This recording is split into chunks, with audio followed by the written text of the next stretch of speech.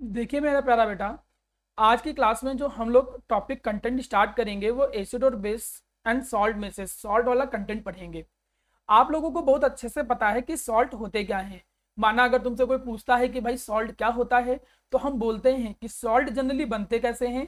जब acid and base आपस में कंबाइन करते हैं तब हमारे सामने एक प्रोडक्ट फॉर्म होता था जिसे हम सॉल्ट बोलते थे, सॉल्ट एंड वाटर। ये जनरली बनता था। तो सॉल्ट के बारे में हमको पता है कि सॉल्ट बनते कैसे हैं, ये एसिड और बेस के कॉम्बिनेशन से बनते हैं। अगर आप 10th आईसीएसई में होते तो मैं सॉल्ट के कई सारे टाइप भी बताता, जैसे acidic salt, basic salt, normal salt, double salt. Salt के कई टाइप होते हैं, लेकिन 10 सीबीएसई के सिलेबस में सॉल्ट के टाइप नहीं इंक्लूड किए गए हैं। मैं कुछ एक्स्ट्रा क्लासेस अरेंज करूंगा जिनमें मैं आपको एक्स्ट्रा टॉपिक भी पढ़ाऊंगा। Firstly we cover the syllabus only. तो यहां पर हमको ये तो पता चल गया कि सॉल्ट बनते कैसे हैं, एसिड और बेस के कॉम्बिनेशन से। जैसे कोई एक एग्जांपल दे देता हूं। हमने कहा कि हमने एक एसिड ले लिया HCl, उसके अंदर एक बेस मिला दिया, NaOH मिला दिया। अब आपको मालूम है कि सॉल्ट बनेगा कैसे, ये बनेगा NaCl प्लस वाटर। एक बात हमेशा याद रखा करो कि जो एसिड होते हैं मेरा प्यारा बच्चा, उन एसिड से क्या निकलता है, H निकलता है। और जो बेस होते हैं उनसे क्या निकलता है, OH निकलता है। और उससे वाटर जो होता था वो फॉर्म होता था। आप कई तरीके के सॉल्ट पढ़ोगे, जैसे सोडियम सल्फेट हो गया, सोडियम कार्बोनेट। अब सॉल्ट में कई कैटेगरी होती है। अब कैटेगरी का मतलब क्या है, जैसे मैं कहूं माना कार्बोनेट होते हैं। तुमने कई तरीके के कार्बोनेट पढ़े होंगे, सोडियम कार्बोनेट, मैग्नीशियम कार्बोनेट। ऐसे सल्फेट की फॉर्म में बोल सकते हो उनको आप उनको हैलाइड्स की फॉर्म में बोल सकते हो। सर हैलाइड क्या होते हैं, जैसे मैंने कहा कि माना ब्रोमाइड, क्लोराइड, ऐसे करके सोडियम क्लोराइड, सोडियम ब्रोमाइड। तो हेलोजन, आयोडाइड। हाँ वेरी गुड। तो हेलोजन के लिए हम क्या वर्ड यूज करते हैं, हैलाइड। जिसमें जैसे क्लोराइड आ जाता है, ब्रोमाइड आ जाता है, ब्रोमीन होगा तो ब्रोमाइड हो जाएंगे। तो आप सॉल्ट को कई तरीके से देखते हो। हम लोग हर तरीके के सॉल्ट को नहीं कवर करेंगे यहाँ पर। हम लोग केवल उन सॉल्ट को कवर करने की कोशिश करेंगे जो हमारे सिलेबस में है। उनमें से आज हम दो सॉल्ट को कवर करेंगे। सबसे पहले जो आज पहला सॉल्ट है वह है सोडियम क्लोराइड। अगर मैं बात करूं सोडियम क्लोराइड की, तो ये सोडियम क्लोराइड वाला जो सॉल्ट होता है ये काफी इंपॉर्टेंट है। आप इसको डेली लाइफ में देखते भी हो, डेली खाने में यूज करते हो, जिसको हम लोग जानते हैं किस नाम से, टेबल सॉल्ट के नाम से जानते हैं। मैं देखता हूं कि कुछ बच्चे वाइवा में बता भी नहीं पाते हैं। टीचर ऐसे पूछता है, अच्छा बेटा क्या NaCl कभी देखा है तुमने? तो कई बच्चे कहते हैं सर NaCl देखा तो नहीं है सर, लैब में टीचर के साथ थोड़ा बहुत बताते होंगे, मतलब ऐसा आंसर आने लगता है। जबकि आप घरों में NaCl का डेली यूज करते हो।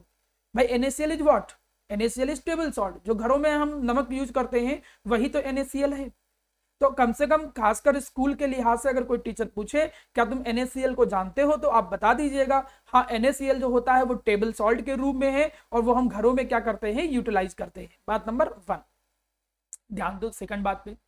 अब टेबल सॉल्ट जो होता है उसको हम कॉमन सॉल्ट भी कहते हैं, घरों में कॉमन सॉल्ट के तौर पे बोला जाता है या टेबल सॉल्ट बोलते हैं। फॉर्मूला जो है वो NaCl है। हमारी डाइट का एक इसेंशियल पार्ट है। और आजकल लोग तो नमक छोड़ ही नहीं पाते। लोगों को कहो कि भैया तुमको नमक खाने का नहीं देंगे, एक बार ये बोल दो कि नहीं तुम फला सब्जी ना खाओ, ये ना खाओ, काम चल जाएगा।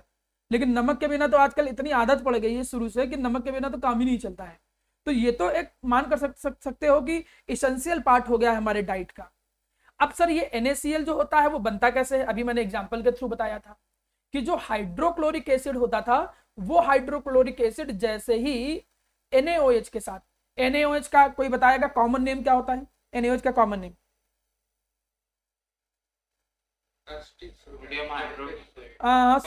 सोडियम हाइड्रोक्साइड तो नाम है, मैं कॉमन नेम पूछ रहा था। तो कॉस्टिक सोडा होता है।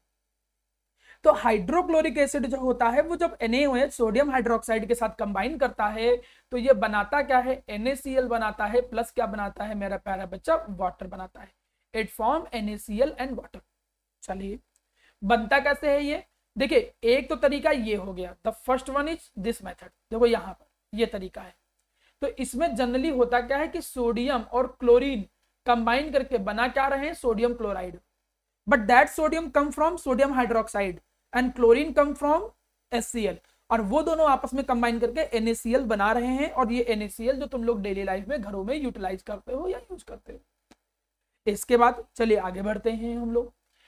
हम अगर ये देखें कि ये जो सॉल्ट होता है वर्ड के अंदर, ये अलग अलग रॉक्स की फॉर्म में पाया जाता है, इसलिए हम इसे रॉक सॉल्ट की फॉर्म में भी बोलते हैं, बड़ी बड़ी रॉक्स की फॉर्म में पाया जाता है। ये व्हाइट क्रिस्टलाइन सॉलिड की फॉर्म में पाया जाता है। मुझे नहीं मालूम है कि कितने बच्चे गांव की साइड से जुड़े हुए हैं, मैं तो विलेज साइड से ही रहा हूं हमेशा, तो मुझे पता है कि जब तुम नमक के टुकड़े देखो तो क्या बड़े बड़े टुकड़े देखे हो कभी, इतने बड़े बड़े NaCl के टुकड़े, कितने बच्चों ने देखा है? हाँ ठीक है, तो जब आप लोग अभी तो यहाँ पे तो पैकेट में आता है, आधे बच्चे तो जिंदगी में देखे ही नहीं होंगे नमक उस तरीके का, बड़े क्रिस्टल, वो तो वो ये जानते होंगे नमक भी पूछो उनको ये भी नहीं पता होगा नमक कहते हैं, लोग कहते हैं टाटा नमक, उनको लगता है वही बनाता है और कोई बनाता ही नहीं दुनिया में। तो धीरे धीरे समझो, वो बड़े बड़े क्रिस्टल की फॉर्म में होते हैं, इतने बड़े बड़े क्रिस्टल होते हैं। गाँव में ज्यादातर यही वही यूज करते हैं। क्यों वही यूज करते हैं? क्योंकि वो रॉ मटेरियल, रॉ का मतलब क्या है, वो थोड़ा सस्ता होगा। गांव वाले क्या करते हैं कि भाई वही लिए नमक दो, वही मिर्चा डाले, मसाला डाले, पीस दे रहे हैं उसे, क्या कहते हैं उसको जिसमें पीसा जाता है, मुझे नहीं मालूम, हिंदी में भूल गया मैं। हाँ सिलबट्टे में, बहुत सही, शान वो टैलेंटेड लड़का है, ठीक है। तो वो सिलबट्टे पे वो पीस देते हैं, तो वहां नमक वो सस्ता मिलता है, उसको बोलते हैं शायद हिंदी में खड़ा नमक बोलते हैं शायद, आई थिंक। हाँ तो भैया देखो इनका बड़ा कॉन्सेप्ट क्लियर है, वेरी गुड ईशान, सही है। तो नमक के बड़े बड़े क्रिस्टल होते थे, लेकिन अब तो हम पाउडर फॉर्म में देखते हैं। तो देखो जो रॉक सॉल्ट वाली थीम दे रहा था ना, वो वही है कि बड़े बड़े हमें पत्थर जैसे बहुत बड़े बड़े सॉल्ट की फॉर्म में जनरली मिलता है, और कुछ नमक ऐसा होता है जो पाउडर फॉर्म में हम कन्वर्ट करके यूज भी करते हैं। एनीवे जनरली जो नमक होता है वो व्हाइट क्रिस्टलाइन सॉलिड होता है। तुम जब भी नमक को देखोगे, घर में ही उठा के देख लो, तो छोटे छोटे व्हाइट कलर के क्रिस्टल तुमको दिखेंगे। हाँ कभी कभी वो ब्राउन हो जाता है, ब्राउन बिल्कुल ब्राउन नहीं, वो येलोविश ब्राउन हो जाता है। येलोविश ब्राउन का मतलब जिस पेन से मैं लिख रहा हूं लगभग कुछ वैसा कलर, ये प्योर प्रॉपर ब्राउन भी नहीं है, थोड़ा येलोविश ब्राउन कलर हो जाता है। और वो येलोविश ब्राउन क्यों हो जाता है? ड्यू टू इम्प्योरिटी हो जाता है। जब तुम क्लास 12th में आओगे तो मैं आपको ये पढ़ाऊंगा कि नमक को बहुत टाइम तक खुला अगर छोड़ दो तो वो उसके अंदर धीरे धीरे येलोविश कलर आने लगता है। वो येलोविश कलर क्यों आने लगता है वो हम सीखेंगे। बट इफ समवन से कि कभी कभी नमक जो है वो रखे रखे धीरे धीरे ब्राउनिश होने लगता है, येलोविश ब्राउनिश होने लगता है, क्यों? तो कहोगे इम्प्योरिटी के कारण। कभी कभी कुछ इम्प्योरिटी उसके अंदर होती है, उसके कारण वो ब्राउन कलर का नमक होने लगता है, और कभी कभी कुछ अनदर फैक्टर है जिसके कारण भी वो कलर चेंज करता है। फिलहाल आपको इतने कंटेंट में से कोई बहुत ज्यादा चीजें नहीं तैयार करनी है। तैयार क्या करना है? बात नंबर 1, NaCl को कहते क्या है? Sodium chloride and table salt. पहली बात, NaCl बनता कैसे है? सोडियम क्लोराइड बनता कैसे है? जब हम सोडियम हाइड्रोक्साइड और HCl की रिएक्शन कराते हैं तब बनता है। तीसरी बात, NaCl जो होता है मेरा प्यारा बच्चा, जनरली क्या कहते हैं कि और कोई तरीका है बनाने का, इसको प्रिपेयर करने का क्या और कोई तरीका है? तो हम कहते हैं कॉमर्शियल तरीका। हम यहाँ पर एक बात करेंगे कॉमर्शियल प्रिपरेशन की। और सर ऊपर जो हमने बात किया है वो कैसे प्रिपेयर कर रहे हैं? वो लैबोरेटरी प्रिपरेशन की बात कर रहे हैं। आपको सर इसका क्या मतलब है? What is mean by laboratory preparation and what is mean by commercial preparation? एक बात समझ लो, लैबोरेटरी में जब हम बनाते हैं तो वो प्योर होती है चीजें ज्यादातर, लेकिन वो महंगी भी होती है। और कॉमर्शियली की थीम ही यही होती है कि हम उसको सस्ता बनाएं। जब कॉमर्शियली उसको प्रिपेयर करना होता है तो कॉमर्शियली हम कैसे प्रिपेयर करते हैं? हम लोग जो सी वाटर होता है, सी वाटर आप देखा होगा कि गांधी जी ने दांडी मार्च किया था सी को लेके, तो जो सी वाटर होता है उसमें से वाटर को इवोपरेट कर देते हैं और फिर वहां से हम लोग क्या कर लेते हैं? NaCl को ऑब्टेन कर लेते हैं। This is a method by which we obtain the NaCl और the table salt commercially. Commercially obtain करेंगे तो सस्ता होगा। अब पता चला कि भाई हमने ऐसे बात कर लिया, हमने कहा कि कॉमर्शियली की जगह पर सर लेबोरेटरी क्यों नहीं बनाते हैं हम लोग? बिल्कुल बना सकते हो। अब तुम खुद देखो, लेबोरेटरी बनाने के लिए क्या लोगे? NaOH लोगे, HCl लोगे, ठीक। NaOH बना तुमने 1 किलो ले लिया, मान के चलो 500 रुपीज का पड़ा, सस्ता थोड़ी मिलता सर। HCl ले लिया, हम तो मिनिमम मान के चले, HCl ले लिया माना आपका वो पड़ा 800 रुपए का पड़ गया। आपने जो अपरेटस यूज किया उसका खर्चा माना आ गया लगभग 700 रुपए के आसपास। NaCl बना, पहले तो उतना बना नहीं जितना चाहिए हमें, और बना भी तो लगभग ये 2000 रुपए के आसपास नमक पड़ रहा है। ये तो पड़ रहा है, जब बेचने उचेंगे रखेगा तो 3000 रुपए किलो। अब 3000 रुपए किलो तो भाई हम तो ना खा पाएंगे। हाँ ये हो सकता है जैसे कामाक्षी खा सकती है, तन्वी, अर्जुन, शिवम, ये सब लोग खा सकते हैं, भाई अमीर लड़के हैं, सब अमीर बच्चियां हैं, लेकिन हम लोग तो भाई ये 50 रुपए 40 रुपए ऐसे नमक खा पाएंगे। तो एक अंतर पता चल रहा होगा कि कॉमर्शियल एंड लेबोरेटरी प्रिपरेशन में अंतर क्या हो रहा होगा। देखिए हम यहाँ भी तो नमक ही प्रिपेयर कर रहे हैं, NaCl प्रिपेयर कर रहे हैं, गलत तो नहीं बोल रहा हूं मैं। और जब हम सी वाटर को इवोपरेट करेंगे तो उसमें भी नमक मिलेगा, लेकिन उस नमक में थोड़ी इंप्योरिटी और भी होंगी, दूसरे मिनरल भी होंगे, ये भी बात याद रखो।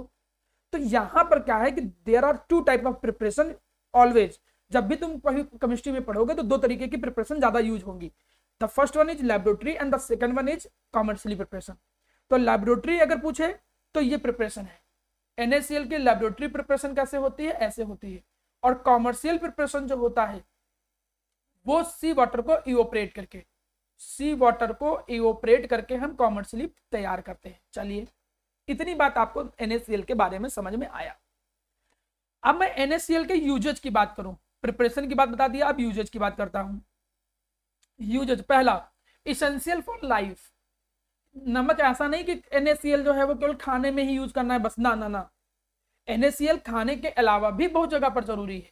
जैसे बायोलॉजिकली तुम देख लो तो इसके कई सारे फंक्शन होते हैं, जैसे मसल्स कंट्रक्शन में हो गया, कंडक्शन ऑफ नर्व इंपल्सेस, जैसे जो सिग्नल जाते हैं, माना आपको पेन हुआ, दर्द हुआ, तो वो सिग्नल लेके भी कोई ना कोई जाता है ना, तो वो जो सिग्नल लेके जाते हैं उसमें भी रोल होता है। अब पूरा का पूरा नमक का रोल नहीं होता है, वहां पर रोल होता है Na+ का, सोडियम आयन का, और वो सोडियम आयन कहां से मिलता है, नमक से ही मिलता है। तो हमारे जो नर्व सिग्नल होते हैं उन नर्व सिग्नल को ट्रांसमिट करने के लिए, इसके अलावा बहुत सारे मसल्स कंस्ट्रक्शन, कभी कभी जब NaCl कम हो जाता है ना बॉडी से, या फिर तुम ऐसे समझो कि जब वाटर सिक्रीट होता है, स्वेटिंग करते हैं, पसीना बहाते हैं, तो उस पसीने के साथ NaCl भी निकलता रहता है। एक बात हमेशा सभी बच्चे जितने भी पढ़ रहे हो याद रखो, जो भी चीज पानी के अंदर डिजोल्व हो सकती है, जो भी चीज पानी के अंदर सॉल्यूबल होती है, वो सब कुछ हमेशा स्वेटिंग के साथ या फिर हम अनदर जो मेथड होते हैं उनके साथ जब वाटर रिमूव करते हैं तो उससे वो भी कम होते चले जाते हैं बॉडी में। जैसे नमक होता है वो धीरे धीरे स्वेटिंग या अनदर फॉर्म में बॉडी से निकलता रहता है। अच्छा एग्जाम्पल देखो जो आजकल हम बहुत यूज कर रहे हैं, कौन सा एग्जाम्पल, हम बात कर नहीं रहे विटामिन सी की बात। तो ये जो विटामिन सी होता है, ये विटामिन सी एक्चुअली में वाटर सॉल्यूबल है, it is a water soluble, ये वाटर सॉल्यूबल है। अब वाटर सॉल्यूबल है इसका मतलब जो तुम स्वेटिंग करोगे या अनदर जो मेथड्स हैं उनके थ्रू ये विटामिन सी बॉडी से निकलता रहता है। ऐसा नहीं कि बॉडी में हमेशा विटामिन सी मेंटेन रहेगा, ना ना। इसीलिए हमको विटामिन सी को बार बार इंटेक करने के लिए लोग प्रिफर करते हैं कि हाँ यार तुम विटामिन सी को इंटेक करते रहो। तो बिल्कुल वैसे ही नमक भी जो होता है वो वाटर सॉल्यूबल होता है, हमें उसे बार बार इंटेक करने की जरूरत पड़ती है। और वो जो NaCl होता है वो हमारी बॉडी के अंदर Na+ आयन देता है और उसके बहुत सारे रोल है।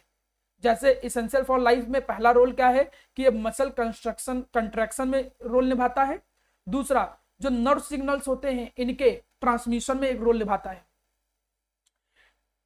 दूसरी बात मैं बात करूं, आगे की बात करूं कि NaCl प्रिपेयर कैसे हो रहा था, ये चीज ध्यान दो, तुमने ध्यान दिया होगा। NaCl प्रिपेयर हो रहा था NaOH से और HCl से, इनसे तो प्रिपेयर हो रहा था, बात नंबर 1। बात नंबर 2, इसका एक यूज और है, ये रॉ मटेरियल फॉर केमिकल, मतलब बहुत सारे और कंपाउंड की प्रिपरेशन में भी यूज होता है।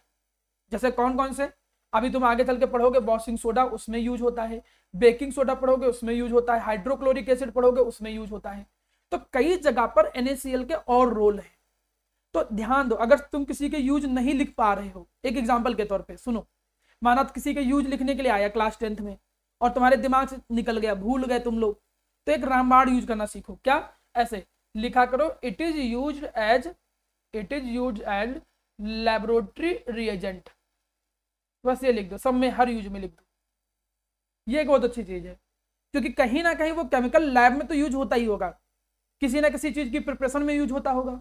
अब जैसे माना अगर आप लोगों को नहीं याद आ रहा कि भाई इसका पर्टिकुलर यूज क्या है, तो आप कम से कम एक यूज तो सब में लिख लिया करो, use as a laboratory reagent. अब पता नहीं तुमको एक टेक्निक सिखा दिया तो हम एग्जाम कराए तो हम ही पे तुम अपनाने लग जाओ, ऐसा मत करना। जब हमारे में यूज लिखना प्रॉपर, ये नहीं कि सर ने आप सिखा दिया एज अ लैबोरेटरी रिएजेंट, अब तो याद ही नहीं करेंगे यूज, अब तो हमको सिखाए का है, हम तो अब यही लिखेंगे इनके एग्जाम में, ऐसा मत करना। ये तो मैं आपको बता रहा हूँ कि माना गलती से अगर भूल गए तो उस कंडीशन में लिख के चले आना, use as a laboratory reagent, ठीक। तो हमने NaCl के बारे में बहुत थ्योरी पढ़ी। NaCl को प्रिपरेशन दो तरीके, लैबोरेटरी NaOH और HCl मिला करके NaCl बनाते हैं, कॉमर्शियली सी वाटर को इवोपरेट करके, दो प्रिपरेशन सीख लिया। यूजेस देखो, इसेंशियल फॉर लाइफ, लाइफ के लिए इसेंशियल का मतलब क्या होता है, जैसे कि हम कह सकते हैं नर्व सिग्नल के ट्रांसमिशन के लिए, मसल्स कंस्ट्रक्शन के लिए। इसके अलावा डेली लाइफ, डोमेस्टिक पर्पज में, तो डोमेस्टिक पर्पज में हम यूज करते हैं, खाने वाने में इसका यूज करते हैं। तीसरा raw material for another chemical, बहुत सारे अदर केमिकल में भी हम इसका यूज करते हैं। तो ये 3 यूजेज आपके सामने आ गए। अब यहां पर एक बात देखो, ये जो हेडिंग बता रहे हैं ये भी बड़े काम की है, थोड़ा सुनिएगा। Electrolysis of aqueous solution of NaCl। चलो देखो, aqueous solution of NaCl electrolysis की कैसे जाती है, एक मिनट थोड़ा ध्यान सुनिएगा। इलेक्ट्रोलिसिस करते कैसे हैं ये मैं थोड़ा हिंट दे दूं। आप एक कंटेनर लेते हो, थोड़ा उसमें एक एनोड लेते हो, आपको अगर याद होगा तो एक एनोड लेते हो और एक कैथोड लेते हो। सुनिए सभी लोग, एनोड जो होता है, एनोड वो बैटरी के पॉजिटिव टर्मिनल से जोड़ते हो तुम लोग, ये बैटरी के पॉजिटिव टर्मिनल से जुड़ेगा, ठीक है। और जो कैथोड होगा वो बैटरी के निगेटिव टर्मिनल से जुड़ेगा, ठीक। अब हम कह रहे हैं इलेक्ट्रोलिसिस करने जा रहे हैं। अच्छा सर, ये तो बड़ा आसान काम है। इलेक्ट्रोलिसिस करने का मतलब आप इसके अंदर इलेक्ट्रोलाइट यूज किए, कौन सा, NaCl, ठीक है। एक्वस NaCl है, तो NaCl जो होगा वो टूट जाएगा, किसमें टूटेगा, Na+ में, और किसमें टूटेगा, Cl- में। ये ऐसे टूटेगा। ये कैटायन है, ये कैटायन है, और ये क्या है, एनायन। में सारे डाउट बताऊंगा, परेशान मत होना। एक बात हमेशा याद रखना सर की, कि सर ने ये आपको सिखाया है कि एनायन जो होते हैं वो हमेशा एनोड पे जाते हैं, और कैटायन जो होते हैं हमेशा कैथोड पे जाते हैं। सर ऐसा क्यों? एनायन एनोड पे इसलिए जाएगा क्योंकि एनोड पॉजिटिव टर्मिनल है, एनायन जो निगेटिव है तो पॉजिटिव पे ही जाएगा, गलत तो नहीं बोल रहा हूं।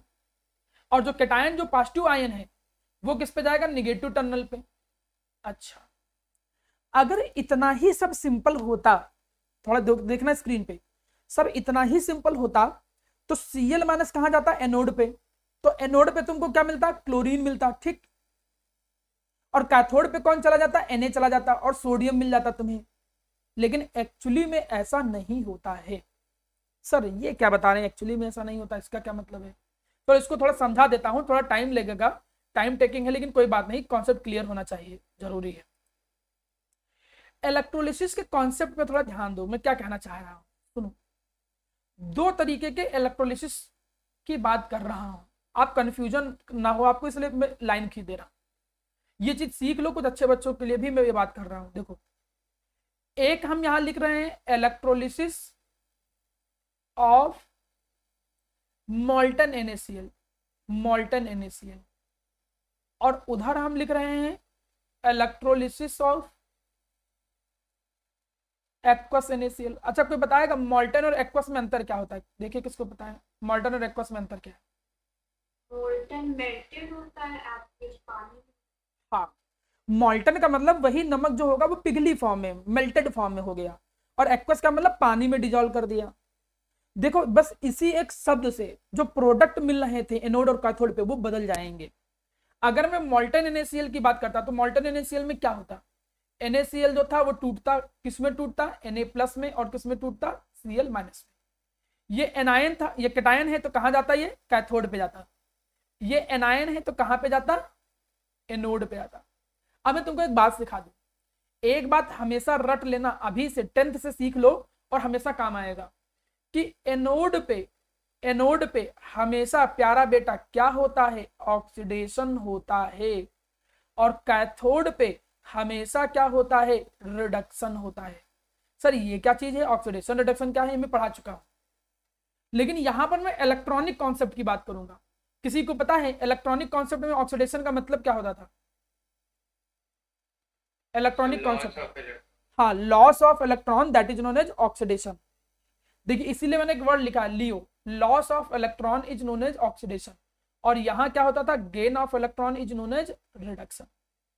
अब इक्वेशन काम कैसे करती है, आप पहले एनोड की इक्वेशन लिखोगे, कैसे लिखोगे एनोड की इक्वेशन, एनोड पे कौन गया है, Cl-, तो Cl- लिख दिया इसमें हमने, 2 बना दे रहा हूं, 2 आयन लिख दे रहा हूं, ठीक, 2 आयन लिख दिया। अब Cl- कहां जाएगा, एनोड पे, करेगा क्या, लॉस इलेक्ट्रॉन का, और इलेक्ट्रॉन का जब लॉस करेगा तो वो बनाएगा क्लोरीन, और इलेक्ट्रॉन इस तरीके से लूज हो जाएगा। मतलब एनोड पे तुम्हें क्या मिल रहा है, क्लोरीन मिला है। Chlorine you obtain at anode, anode पे तुम्हें क्या मिलेगा, क्लोरीन मिल जाएगा, क्लोरीन गैस। वही देखिए ये सब चीजें हैं नहीं सिलेबस में, मैं केवल समझा रहा हूँ हो कैसे रहा है, मैं नहीं चाहता हूँ रट के जाओ तुम लोग। कैथोड पे क्या होता है, कौन जाएगा, Na+। अब Na+ कैथोड पे गया, वो क्या करेगा, वो उस इलेक्ट्रॉन को गेन करेगा, उसने इलेक्ट्रॉन को गेन किया। जब उसने इलेक्ट्रॉन को गेन किया तो बना क्या दिया, Na बना दिया। तो सोडियम तुमको कहाँ मिल गया, कैथोड पे।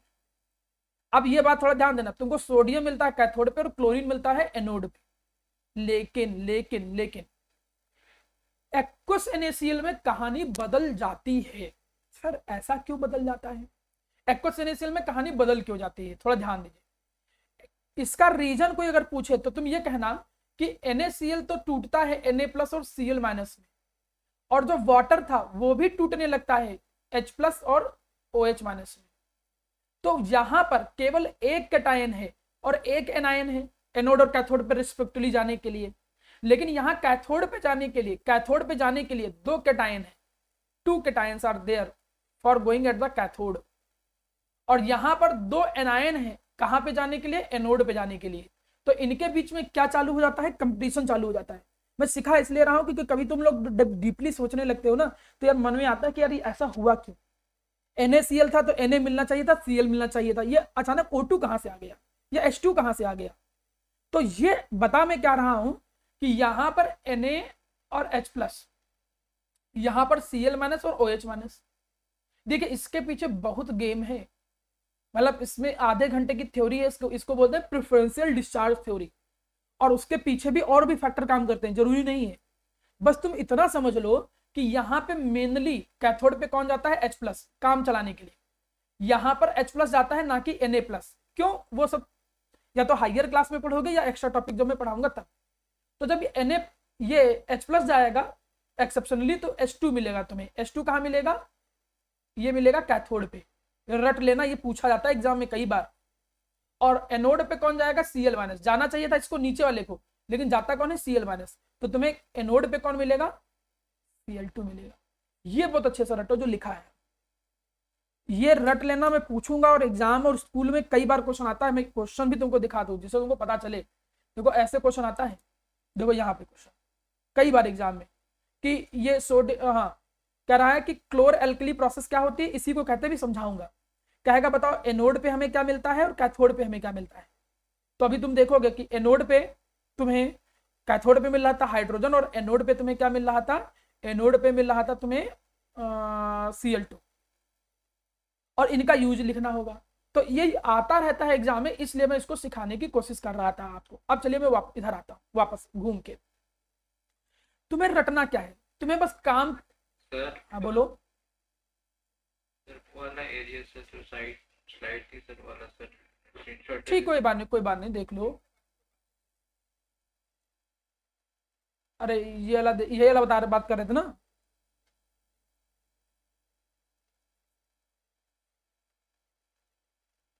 चलिए मैं अभी लास्ट में सारे पेज वापस ले आऊंगा, ठीक है, अभी ध्यान दो। अब तुम्हें पूरी इक्वेशन नहीं देखनी है क्योंकि पूरी इक्वेशन सिलेबस में है ही नहीं कि पूरी इक्वेशन लिख के दिखाओ, रेफरेंस में भले मिल जाए, बुकलेट में भले मिल जाए, लेकिन आपको रटना ये है, क्या रटना है कि NaCl जो होता है, आप थोड़ा ध्यान दो यहाँ पर थोड़ा। NaCl जो होता है जैसे ये वाटर की प्रेजेंस में आता है और हम इसकी कराते क्या है, इलेक्ट्रोलिसिस कराते हैं। क्या कराते हैं, इलेक्ट्रोलिसिस। तो ऊपर चाहे इलेक्ट्रोलिसिस लिख दो या इलेक्ट्रिक करंट लिख दो, ध्यान देना, इलेक्ट्रोलिसिस लिख दो या इलेक्ट्रिक करंट लिख देना। और उस जैसे ऐसा लिखोगे तो मिलेगा क्या तुम्हें मिलेगा NaOH प्लस तुम्हें मिलेगा क्या Cl2 प्लस तुम्हें क्या मिलेगा H2। H2 कहाँ मिलेगा, कैथोड पे, पूरा ध्यान रखना है, भूलना नहीं है। और Cl2 कहाँ पे मिलता है, एनोड पे मिलता है। ये बात मत भूलना जो लिखा है मैंने आपको। इस रिएक्शन को हम कहते क्या हैं, इस रिएक्शन को हम एक नाम देते हैं, ये भी बहुत पूछा जाता है एग्जाम में। हम इसे क्या कहते हैं, क्लोर एल्कली प्रोसेस। क्या कोई बता पाएगा कि इसे क्लोर एल्कली प्रोसेस क्यों कहते हैं। सर क्योंकि क्लोरीन रिलीज हो रहा है और सोडियम हाइड्रोक्साइड वो हाँ, अल्कलाई है। ये भी एक नंबर का क्वेश्चन आता है एग्जाम में, क्वेश्चन आता है कि बताओ इसको हम क्लोर एल्कली प्रोसेस क्यों कहते हैं। तो आप कहोगे कि NaCl के एक्वस सॉल्यूशन की जो इलेक्ट्रोलिसिस होता है उसको मैं क्लोर एल्कली प्रोसेस इसलिए कहता हूं क्योंकि हमको प्रोडक्ट में क्लोरीन और NaOH ऑब्टेन होता है, क्योंकि हमको प्रोडक्ट में क्लोरीन और NaOH ऑब्टेन होता है, तो क्लोरीन क्लोर हो गया, इसके लिए क्लोर वर्ड हो गया, और ये एक एल्कली होता है, इसलिए इस रिएक्शन को कहते हैं क्लोर एल्कली प्रोसेस। ये पूछा जाएगा एग्जाम में, ऐसे कहेगा write the equation of chlor alkali process, या कहेगा why this reaction is known as chlor alkali process. तो जब हम इलेक्ट्रोलिसिस करते हैं, अच्छा एक बात और समझो, वाटर के एक्वस सॉल्यूशन का एक नाम और होता है, किसी को पता क्या कहते हैं? ब्राइन सॉल्यूशन कहते हैं, ठीक है। देखो ऊपर लिखा भी है कॉल्ड ब्राइन। तो वाटर का जो एक्वस सॉल्यूशन होता है उसको कहते हैं ब्राइन सॉल्यूशन। कोई बोले कि ब्राइन सॉल्यूशन की इलेक्ट्रोलिसिस को क्लोर एल्कली प्रोसेस क्यों कहा जाता है, तो कहोगे क्लोर एल्कली प्रोसेस इसलिए कहते हैं क्योंकि हमको क्लोरीन और NaOH मिलता है, इसलिए। एनोड पे कौन मिलता है? हाँ सर वाटर का कैसे, मतलब समझ नहीं आया, वाटर का एक्वस, मैं आपकी बात समझा नहीं। सर वाटर का एक्वस सॉल्यूशन कैसे होगा? कहा मैंने वाटर का एक्वा सॉल्यूशन तो बोला ही नहीं कहीं, मैंने बोला एक्वा सॉल्यूशन क्योंकि वो वाटर में डिजॉल्व होता है, इसलिए एक्वा। मैं तुम्हारी बात समझा नहीं। सर आपने बोला कि वाटर के एक्वा सॉल्यूशन को ब्राइन सॉल्यूशन कहते हैं, वो नहीं समझा। नहीं, मैंने कहा कि वाटर में डिजॉल्व NaCl को, ठीक है, वाटर में डिजॉल्व जो NaCl है उसी को कहते हैं एक्वा सॉल्यूशन ऑफ NaCl, और उसी को कहते हैं ब्राइन सॉल्यूशन। समझ में आया? अच्छा ठीक है। Aqua solution of NaCl is known as brine solution, ठीक। अब यहाँ पर थोड़ा ध्यान दो, यहाँ पर भी वही दिखाया गया है कि NaCl पहले टूटेगा Na+ में, Cl- में। Na जो होगा वो कहाँ पर जाने की कोशिश करेगा? एनोड पे। Cl- कहाँ जाने की कोशिश करेगा? कैथोड पे। लेकिन तुमको Na ना मिलके क्या मिलता है? कैथोड पे हाइड्रोजन मिलता है। याद रखना कि एनोड पे कौन मिलता है? Cl2, कैथोड पे कौन मिलता है? हाइड्रोजन मिलता है। ये बात भूलिएगा नहीं कतई, ये एग्जाम में बहुत ज्यादा पूछा जाता है। अब ध्यान दो, हमको कोई बताएगा एनोड पे क्या मिल रहा था? कोई बताओ एनोड पे क्या मिल रहा था? तो क्लोरीन। एनोड पे मिल रहा था क्लोरीन। कैथोड पे क्या मिल रहा था? हाइड्रोजन। ठीक, देखो ये है कैथोड पे जो तुम्हें मिला है हाइड्रोजन, और एनोड पे क्या मिल रहा था मेरा बच्चा? Cl2। कब? जब NaCl के एक्वा सॉल्यूशन की क्या कर रहे थे? इलेक्ट्रोलिसिस कर रहे थे। और प्लस तुम्हें क्या मिलता है? NaOH भी मिलता है। अब इनका देखो यूज लिखा हुआ है, ये भी एग्जाम में आ जाता है। अब ये क्वेश्चन दिखा भी रहे थे, यूज आया था एग्जाम में। क्या यूज होता है? यूज देख लो खुद। हाइड्रोजन जो होता है वो फ्यूल के तौर पे यूज होता है। हाइड्रोजन जो होता है वो अमोनिया एज अ फर्टिलाइजर, ये फर्टिलाइजर के तौर पे यूज होता है। फर्टिलाइजर का मतलब खाद वाद बनाने में यूज होता है। क्लोरीन वाटर ट्रीटमेंट में यूज होता है। पढ़ा होगा तुमने ना, स्विमिंग पूल में क्लोरीन डाल देते हैं, बड़ी स्मेल अजीब आने लगती है। तो ये स्विमिंग पूल में वाटर को डिसइंफेक्टेंट करने में, PVC पाइप बनाने में। PVC पाइप क्या होता है? Polyvinyl chloride. तुमने नाम सुना होगा PVC पाइप, फुल फॉर्म क्या है? Polyvinyl chloride. तो उसको बनाने में यूज होता है। पेस्टिसाइड बनाने में यूज होता है। ये देखो यूज हो गए। NaOH जो होता है वो कहाँ यूज होता है? सोप एंड डिटर्जेंट में यूज होता है, पेपर बनाने में यूज होता है, आर्टिफिशियल फाइबर में यूज होता है। तो दो यूज सबके याद कर लेना। आप एक बात बहुत अच्छे से समझ लो, सोडियम क्लोराइड का जो सॉल्ट है उसमें बाकी चीजें बहुत कम आती हैं। क्लोर एल्कली प्रोसेस बड़े काम की चीज है, वो ज्यादा आता है एग्जाम में। कहेगा क्लोर एल्कली प्रोसेस क्या होता है? बात नंबर 1, एनोड पे कौन मिलता है, कैथोड पे कौन मिलता है, और इनके यूजेज क्या है। 3 क्वेश्चन तो बिल्कुल दिमाग में बैठा लेना, भूलना ही नहीं। कौन कौन सी बता रहा हूं बेटा। पहली बात, NaCl की इलेक्ट्रोलिसिस सॉल्यूशन की इक्वेशन दिमाग में बैठा लो। एनोड पे कौन मिलता है, कैथोड पे कौन मिलता है, और जो मिलते हैं उनके यूजेज क्या होते हैं। NaCl के लेबोरेटरी प्रिपरेशन क्या है, कॉमर्शियल प्रिपरेशन क्या है। ये NaCl की पूरी थ्योरी है और पूरा कॉन्सेप्ट है। हम इसके बाद एक नया सॉल्ट आपको पढ़ाएंगे, वो सॉल्ट होगा, बता रहा हूँ बेटा, हम आपको एक नया सॉल्ट इसके बाद बताएंगे, भी डाउट आपको क्लियर करूंगा। नया जो सॉल्ट हम लोग पढ़ेंगे वो वॉशिंग सोडा, इसके पे जाएंगे, ठीक है। NaCl यहाँ पे कंप्लीट होता है।